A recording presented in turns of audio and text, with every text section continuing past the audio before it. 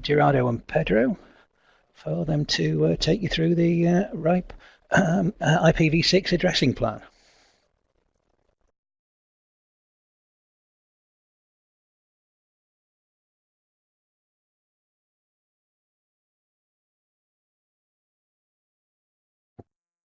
Hello everyone. Welcome to this webinar. First of all, I would like to ask you just a simple question. Can you hear me? Is my voice coming through to you? If you do, please type it in the chat window. Yeah, excellent. So we are on. Okay. So my name is Pedro. This next to me is my colleague Gerardo, and we are both RIPE NCC trainers. And yeah, we are proud to present you this webinar about IPv6 addressing plans. Yeah, with guys from GÉANT.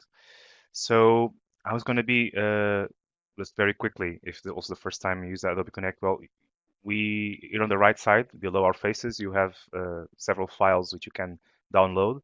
You have the PDF with all the slides that we'll be showing today, and also a few other tools and handouts like some addressing plan charts, and a little manual on how to do addressing plans. So this can be useful later on. Yeah, and below you have the chat window. So one of us will be presenting the slides, and any question you may have throughout the presentation, just please type it in the chat window, and the other one who is not talking will be answering the questions. And halfway we're going to switch. So that's the main thing. The webinar will take around 45 minutes. So during the webinar or after the webinar, we'll still be here for a bit. You can ask any questions you may have. So, well, I'll just start sharing my screen and we can start. Okay, so IPv6 addressing plans. Oh yeah, just one missing thing. Yes, there we go. So why would you create an addressing plan for as an IPv6? Well, it's always having an addressing plan. It's always a good idea because you can save you a lot of headaches later on.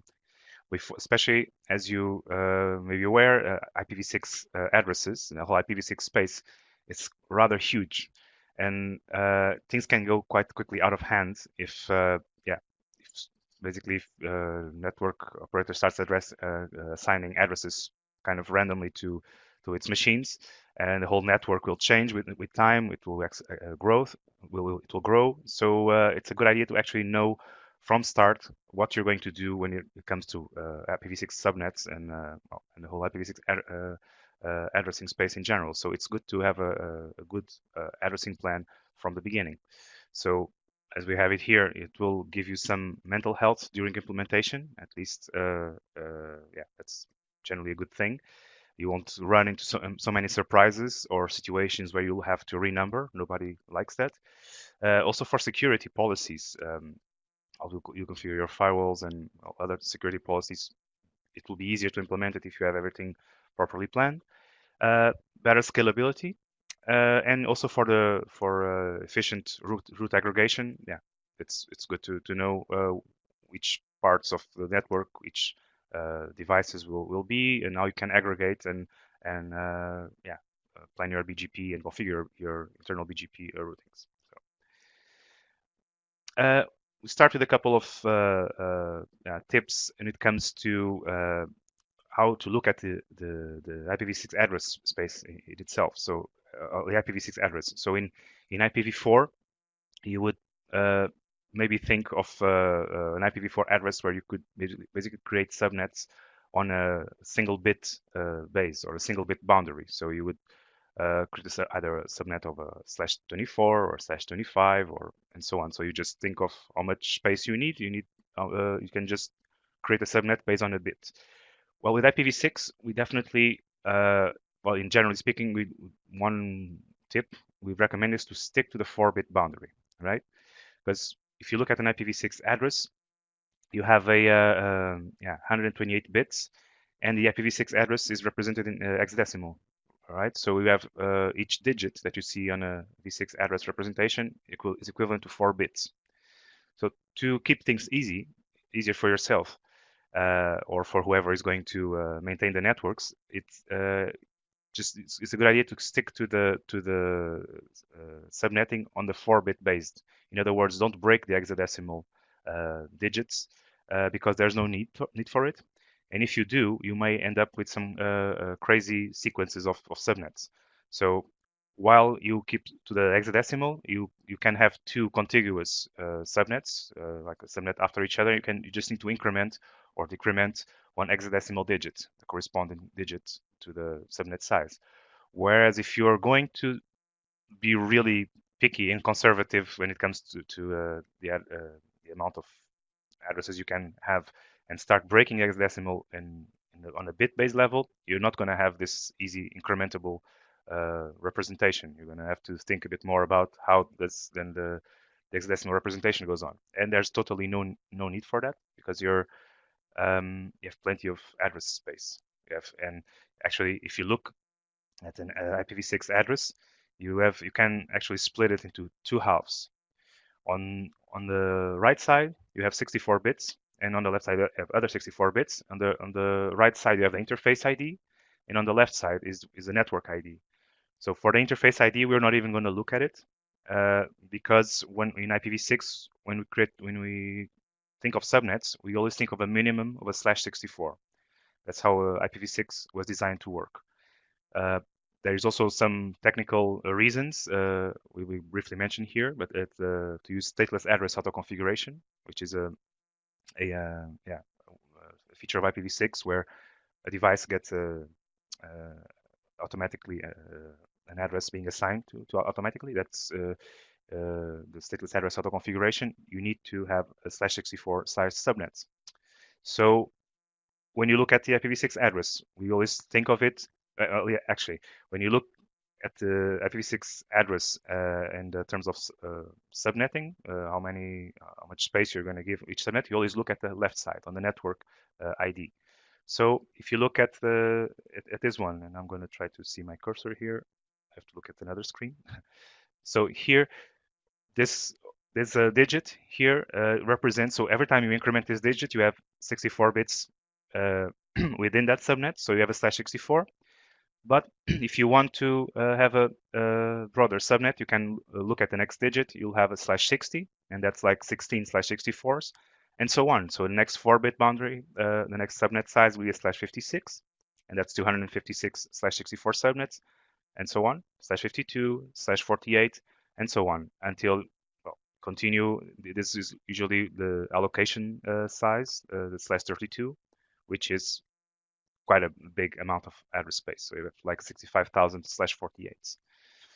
So this is in generally speaking how our mindset when you look at an IPv6 address, and then how you can start thinking of aggregating into subnets and bigger chunks. Yeah, the /64 story. So maybe you're still asking, why is this a whole /64? What is the whole /64 story? Why can't we just go to the right side and create subnets a bit smaller, more accurate to the size that you need? Well, it actually follows the RFC, the original RFC, the 4291, that every interface ID must be a /64. And like I mentioned, this is because of SLAC, or stateless address auto configuration. And that's kind of that's how the whole specification works. The thing is that also other RFCs follow this. So you might try to break this rule, because theoretically you could do it, but you might have problems then with some other implementations. So because other RFCs follow this thing and this rule, and yeah, it might be risky to break it. There is one exception. Like relatively recently, there was another RFC who actually specified that you can actually use a /127 just for the point-to-point links, because in practice, in a point-to-point link, you use only 2 addresses. But so that would be an exception, and we're going to come back to that later. But in general, the rule is /64, even for a point-to-point link. And within that /64, you will in practice only use 2 addresses, but the assignment must be a /64 for that point-to-point link. Okay. So also here, the only thing is that if you know it's also to do with are you sure that these devices are implementing the old RFC or the new RFC? So if they're in the case of doubt, you better stay safe and stick to the original RFC. So just use the assignment of the /64. Only if you know that the device or the software supports the newer RFC, then you could create an assignment of a /127. So now we start looking at an addressing plan from the point of view of an ISP. So for an internet service provider, oops, sorry, so for an internet service provider, what should an addressing plan contain? A typical one. So you should think of we're going to show a little network just as an example. But the first things you're going to think, okay, you need address space for internal use inside the network. You need space for the loopback interfaces. And by what we mean loopback interfaces is like management interfaces. These are the interfaces that each device gets assigned just for a quick reference to it rather than the interface IDs. Then you have the point-to-point connections, and then all other devices, servers, routers, and other devices inside each POP. These are so for each POP you have to think about this, and actually one thing we can already put out as a given is if you have several POPs, several points of presence, you can think of assigning immediately a /48 per POP. Why is that? 2 reasons. Well, first, /48 you have plenty of /64 subnets, plenty of address space, so you're probably not going to need more than that. Also, the one thing is, according to RIPE policies, up to a /48, you do if you want to create an assignment up to a /48, you do not need to have any special permission from the RIPE NCC. You don't need to ask send a request to RIPE NCC. So up to a /48, you can do whatever you want in terms of assignments. So that's a good threshold to use. If you have a good reason to think, okay, in each POP I need actually more than /48, sure, that's also possible. But in that case, following RIPE policy, you need to send a request to RIPE NCC. That's for each POP in the network. And then, of course, if you have customers, if you have other ASs which are providing a transit, then you also need to think of address space for that. So in an ISP, if you're talking about an ISP, it probably is part of the business. So an ISP also has to think of how much address space you will assign for each customer. The loopback interfaces, as I said, so these are interface one address that is assigned to each device, so that can easily refer to a device when configuring the network. This is 1/128 per device. That's all you need. So for the loopback interfaces, you can think immediately, okay, what is the minimum subnet size block? That's the /64. And /64, if you make your maths, you have plenty of addresses for all these devices you have in your network. So you can immediately think of, okay, take a 1/64 block, and all the loopback interfaces will come from this block.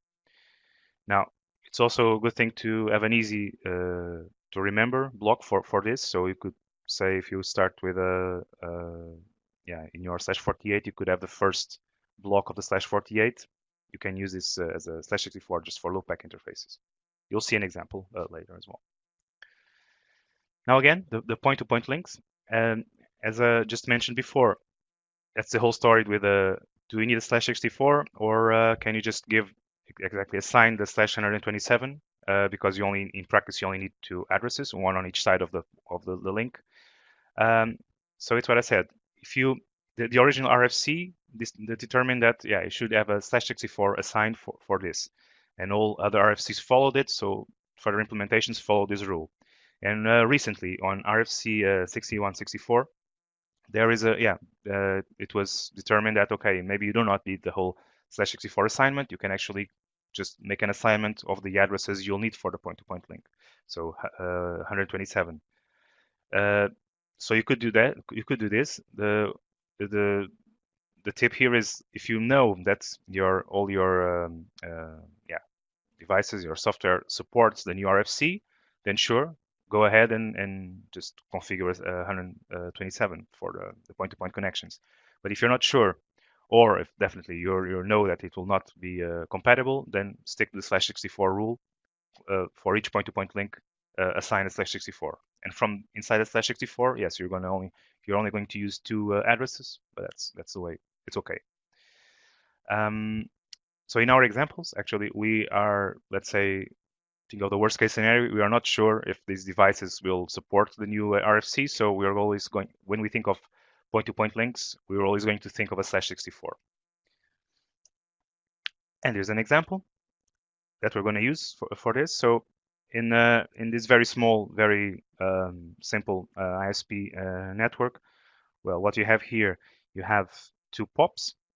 So this is, say, the core network, where you have a couple of routers, a couple of layer 3 switches, and some switches that are basically connecting the bunch of VLANs for mail addresses, the web servers, VoIP, DNS, and so on. And then these are connected to it's connected to another POP, the POP2, which is basically the POP that is facing the customers. And here again, you have a similar structure with 2 routers and 2 layer 3 switches. But basically these ones are connecting customer VLANs and collocations, and also you have a couple of point-to-point customers in this router here, this AR2. So what we're going to do here, we're going to start thinking of what do we need to, how much subnets we're going to need to assign to each node. Okay, so first, as I mentioned before, when you have a network like this, well, right now we have more than 1 POP. We have 2 POPs. So the first thing we'll think of is assigning a /48 per POP. So I'm just going back to the slide. So let's see. We have 1 /48 for all this, and a separate /48 for all this, for all the POP2. Now, bear in mind that the customers are outside of this /48. So this is, you think separately. So we're thinking of a /48 just for inside each POP. Well, what happens when it comes to the customers, we would think of a separate block. Okay. Now again, over here, we work on a 4-bit boundary, so we like to keep it easier for ourselves. So we will stick to all these subnet sizes, subnet blocks. We'll stick to /64, /60, /52. So we are not going to think of anything in between because that is not necessary, and we want to make things simple. So by the time we created the addressing plan, we're going to have contiguous blocks. So you just need to increment one of the digits, and it will be much easier. So yeah, first thing we'll do is to look at the number of point-to-point links per device and see, okay, so again, I'm going back. So if we start, for example, here on this device, how many point-to-point links does this device need for now to be connected to the other devices? But also, you want to think already a bit in the bigger picture. So also for future terms, is this network going to grow? And let's assume it is. So it's an ISP. They're small, but they might grow probably. That's the idea. So even though now we see 4 point-to-point links just on one device, but that means maybe next year will be double or triple. Who knows? So let's not be conservative and think that this node might need to support many connections in the future. And again, as I said, in our examples, we're not sure which devices here actually maybe some support the new RFC, maybe we're not sure about all of them. So we're going to think of 1 /64 per point-to-point link. Okay. So let's see. We're going to have a little poll for you. In this case, the poll will be just I'm going to make this question, and you can type the answer that you think is right in the chat window, and Gerardo will be chatting with you.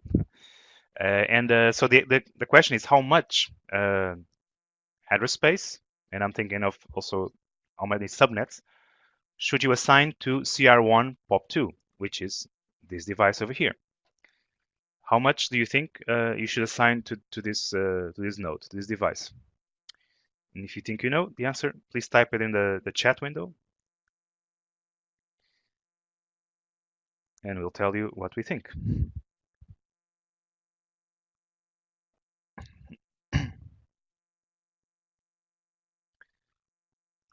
/64 says Carl. Anybody else?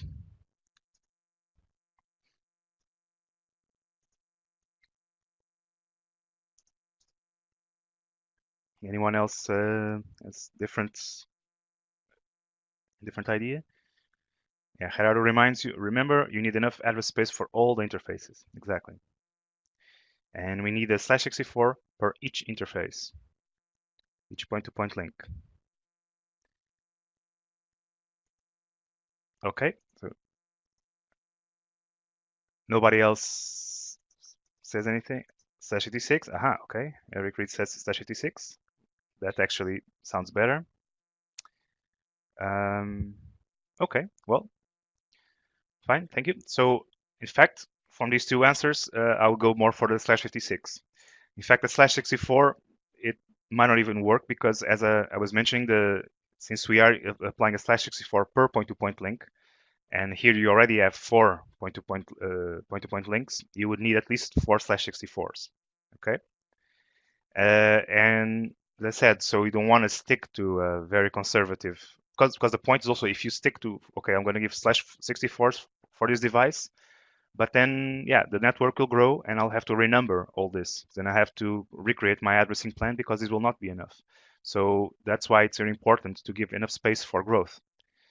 Now, if we do a /56 over here, then then we'll have 256 /64s just for this node, which is already pretty good. It'll be enough space to grow. You could also go even further if you see that this is going to grow pretty big. You can even per node give immediately a /52. That is perfectly fine. So you have 4,000 /64s to be connected here when you don't need to think of okay, renumber all this network. So that is the mindset. Don't be too conservative. Don't think of already like give enough space for growth, because it will save you a lot of time later on whenever the network grows. If you're absolutely sure that this network will never change, then fine, you can be very specific. But how sure can you always be of that, right? So this is what you should do here. So either a /52 or a /56, fine. And again, stick to the 4-bit boundary. And then for the other ones, for the other nodes, the good idea is to keep consistent. So then you also can when you create the addressing plan, you can see that it scales quite nicely, that you can just increment the digits, and it'll be easy to expand or make it a bigger one. So for the ISP, this is the main, it's basically what I just said. So in most common cases, think of per pop /48, and then make it scalable. Calculate the growth. See how when you think of a network from smaller, maybe it's smaller at start, but it can always grow. It can always change. So make it try to make some planning that's in a way that you can assign larger space that will not require you to come back and then going for some complicated renumbering.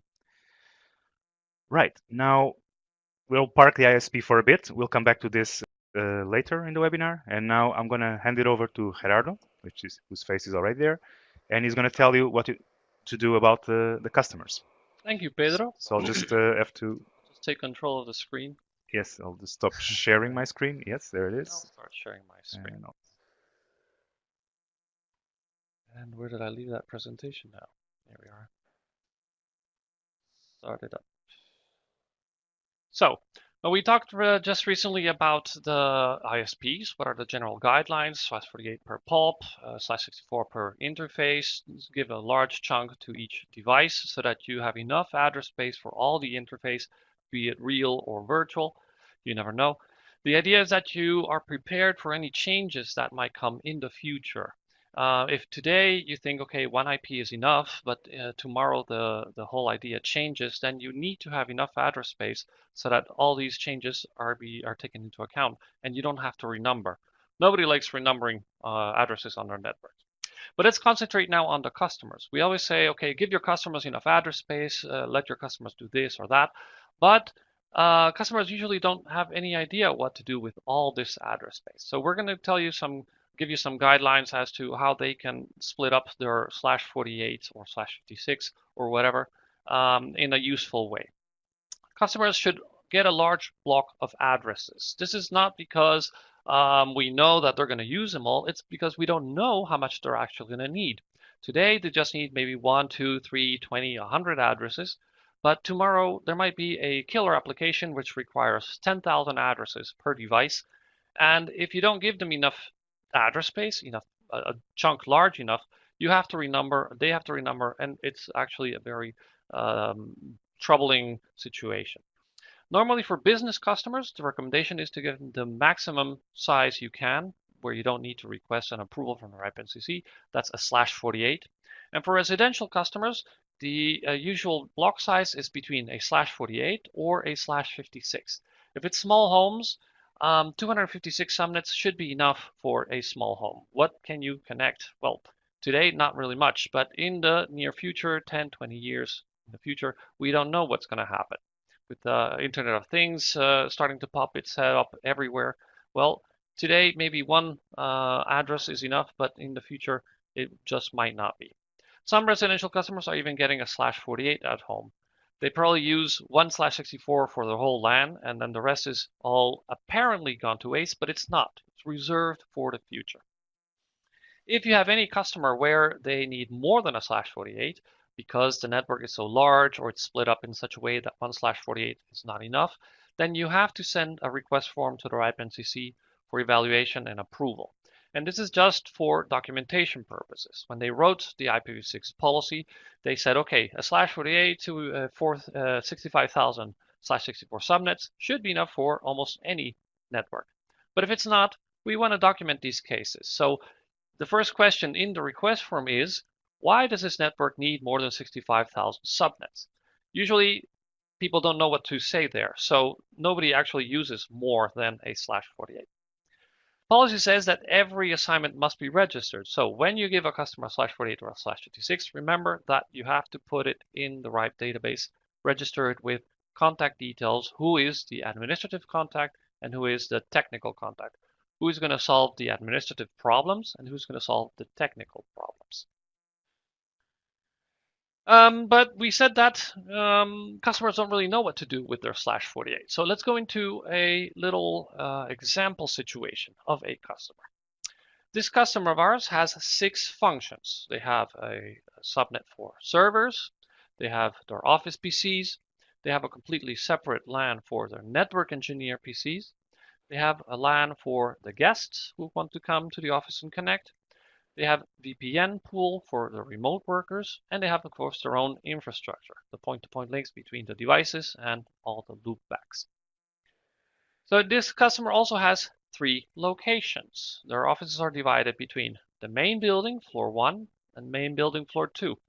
Then they have a separate building, which is the secondary office, where they also have all these network functions going on. So with all this in mind, we're going to give the customer a /48, and then we're going to tell them, okay, this is the block you have, subnet it so that you can connect all your services and functions and locations in a good way. Now, they could just randomly distribute blocks around as they see fit, but we're going to recommend a way to encode all this information into the address so it's easier for the addressing plan to be made. We're going to work on a 4-bit boundary. We have 6 functions, and we have 3 locations. We're going to use 1 hexadecimal character for each function. So that means that we have 16 possible functions that we can encode into a number. Hexadecimal goes from 0 to F, 16 characters. And we have 3 locations. We also use one hexadecimal character for that. So that leaves us 13 extra subnets, which we can use for growing or the location or splitting up the location in the future. And this means that we still have 8 bits left, so 2 hexadecimal characters, which we can use to identify each network and per function and per location. So if we have 8 bits, that means, and 2 characters, that means that we have 256 possible networks that we can encode into our address. Let's see how this works. So we have here a /64 with our /48 prefix, 2001, 0db8, 1A2B, and then you see the FLXX. In the F character, we're going to encode the 6 different functions. So we have 0 for infrastructure, 1 for the servers, 2 for the office, 3 for the engineers, 4 for the VPN, and we're going to use F for the guest. So the last /64 in that block. For the location, we're going to encode that in the same way. 0 is going to be in the main building, floor 1. 1 is going to be main building, floor 2.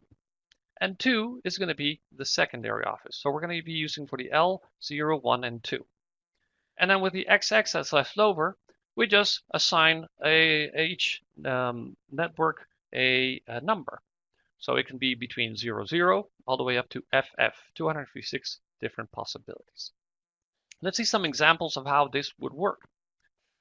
If we have the prefix 2001 0db8 1A2B 1000 /64, this would be the subnet for the servers in the main building, floor 1, and it's the network 0, because it's 1, 0, and then 0, 0. If we have the prefix 2001 db8 1A2B 1200 /64, this is represented the servers in the secondary office. Remember, the 2 is the secondary office, and then it's the network 0. So it'd be the first network for servers in the secondary office. Now let's make this a little bit more complicated. We have the prefix 2001 0db8 1A2B F209. What is this subnet? Well, let's analyze then again this prefix. F was for guest network, so this is the guest network. 2 is the secondary office, and 09 means that it's the network number 9 in that location and for that service. Let's look at a couple more examples.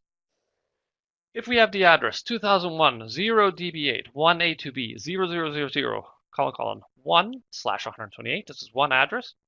This is a loopback address for the infrastructure. There is no location, and it's the network, of course, 0. Another, a /127. So this is a point-to-point link because it has only 2 addresses. So where is this point-to-point link? It's for the infrastructure because it's the 0. Then it's 102. And location doesn't actually apply, but we could say that it's in the main building, floor 2, and that it's for the network 02. And the last example here, we have 2001 0db8 1A2B 41AB /64. And this is a VPN. Remember we said that 4 was representing the VPNs. In the main office, floor 1, and this is user 171, because hexadecimal AB translates into decimal 171. This way we could identify this user very easily by their address. Other alternatives would be, this is just an idea that we're presenting to you. You can change this combination as you need. If you have more functions than networks, then you could use 2 characters for the functions. In this case, FF, we would have 256 possible functions. We could use 1 for location, giving us 16 locations, and 1 character for the networks, giving us 16 networks per function per location. You can actually take this formula and just play around with it as you see fit. If you have more locations and functions than networks, you just use FFFL or mix it up as you see fit. It's just an ingenious way of encoding this information into the address to make it easier for you to distribute the blocks. So for customers, the summary is as follows. Tips are work on this 4-bit boundary. It keeps it sane. You can work on a different boundary if you want, but remember that when you're doing the subnetting and you're doing the troubleshooting, it's much more difficult to figure out in which subnet you're working on because it doesn't follow a regular pattern.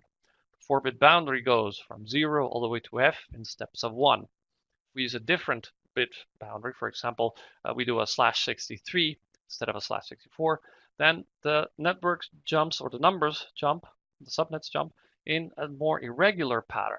This makes it more difficult to know in which subnet you're working when you're troubleshooting. You have to check the address and calculate. So always stay on the 4-bit boundary. It's easier, and you don't really need to save any IPv6 addresses at the time. Group subnets by function makes it much more easier to do the addressing plan.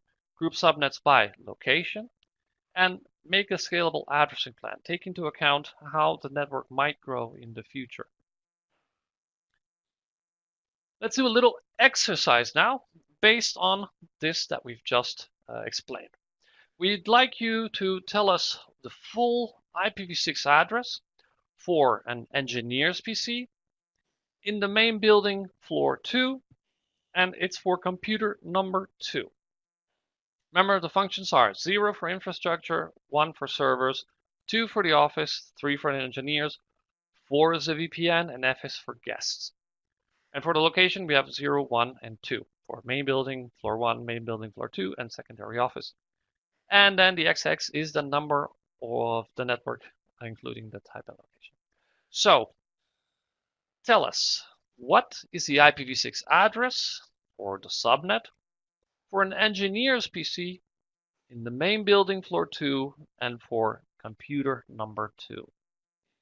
You can write the answer in the chat. There's going to be checking it. I'm going to be waiting and keeping an eye out on the chat for answers.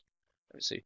2001 0db8 1H2B 3, which is engineers. Yeah, right.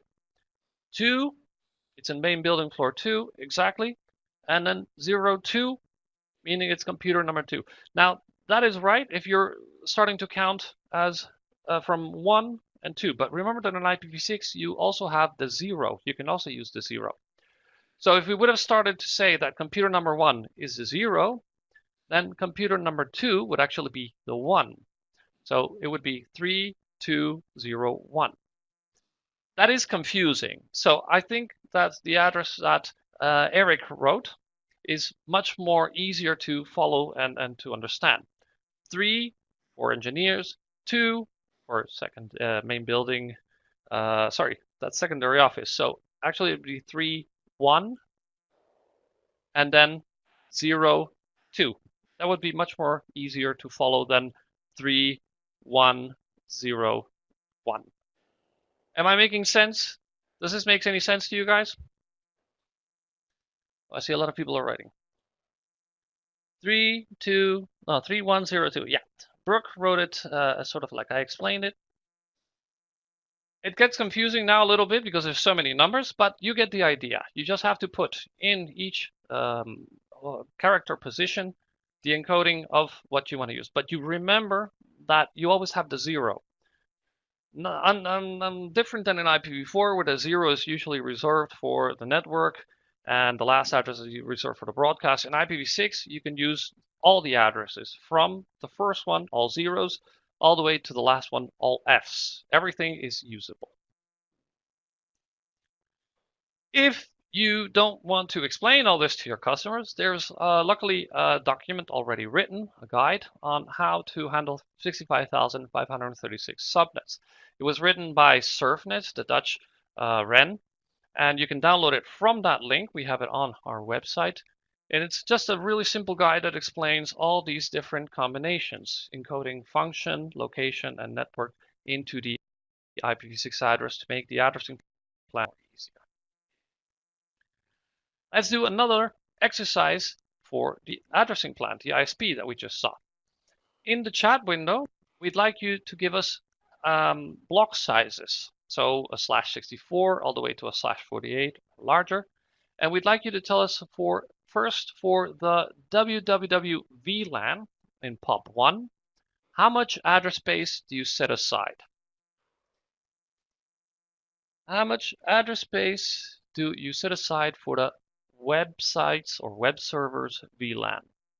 Remember that VLAN is one LAN, a virtual LAN, that includes all the addresses for all the devices, not split up in different subnets. It's like just one subnet. So for the www VLAN, how much will you assign? Just write it in the chat window, if anybody dares.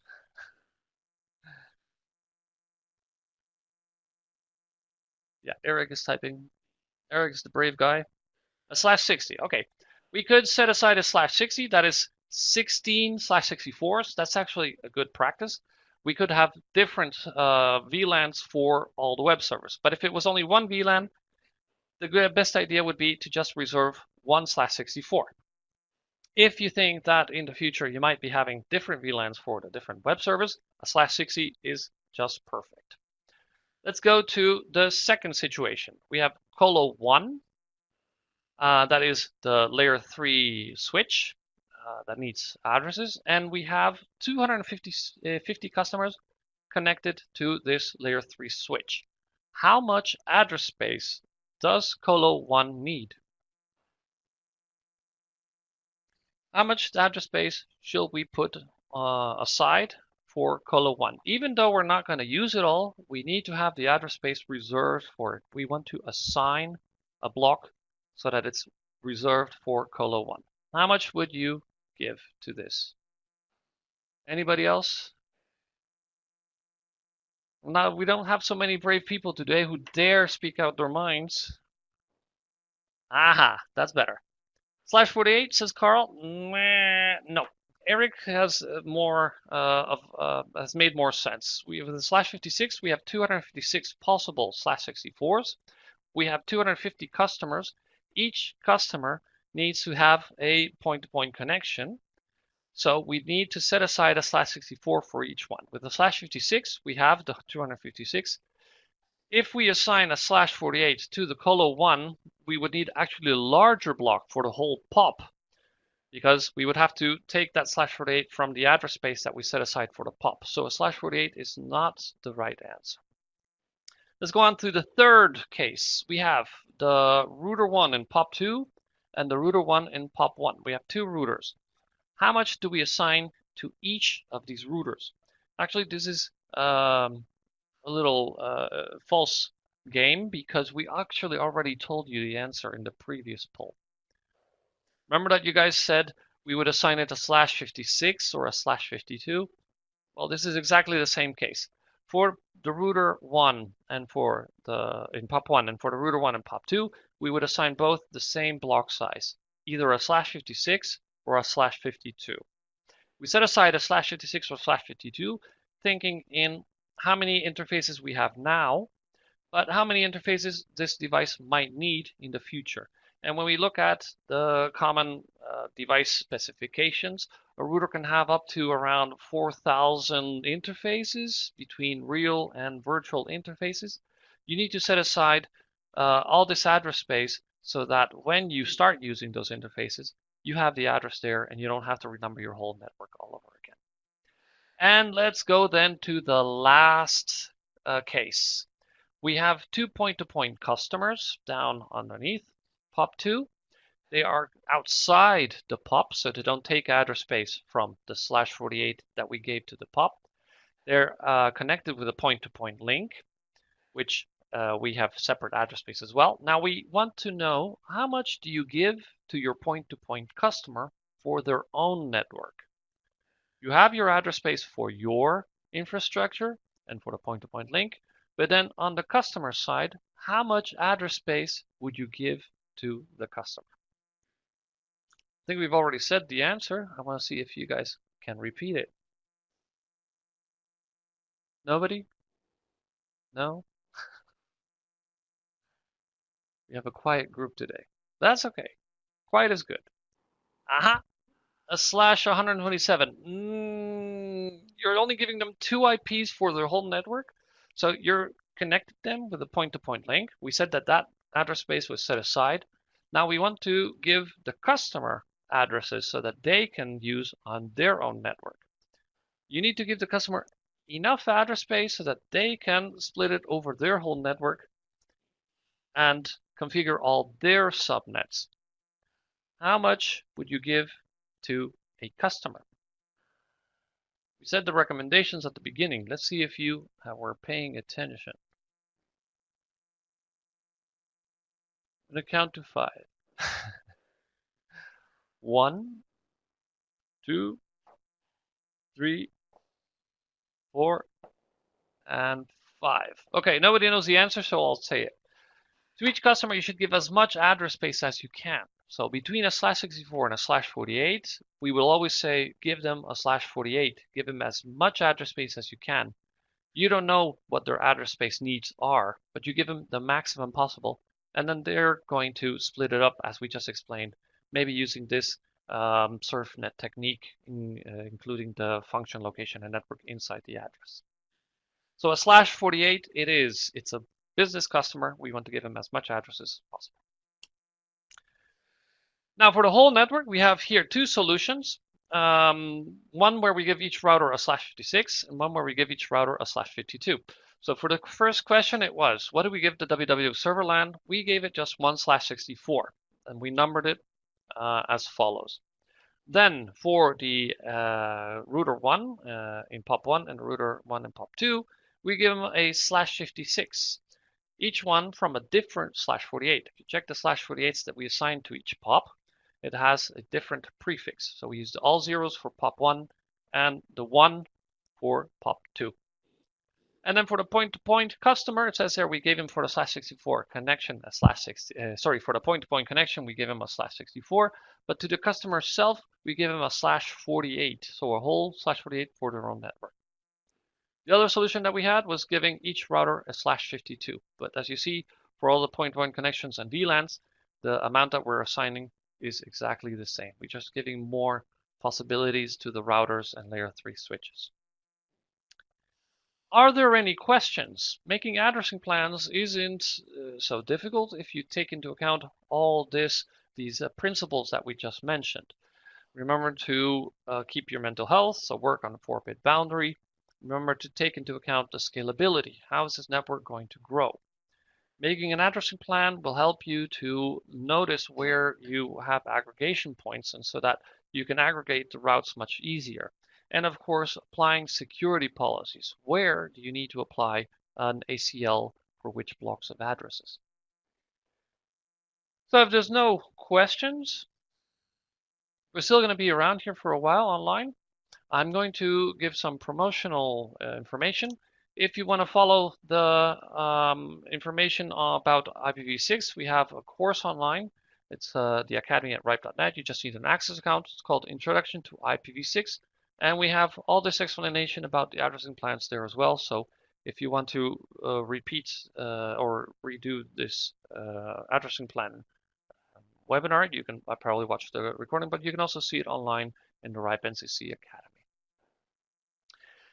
And okay, I don't think we have any more questions, Pedro.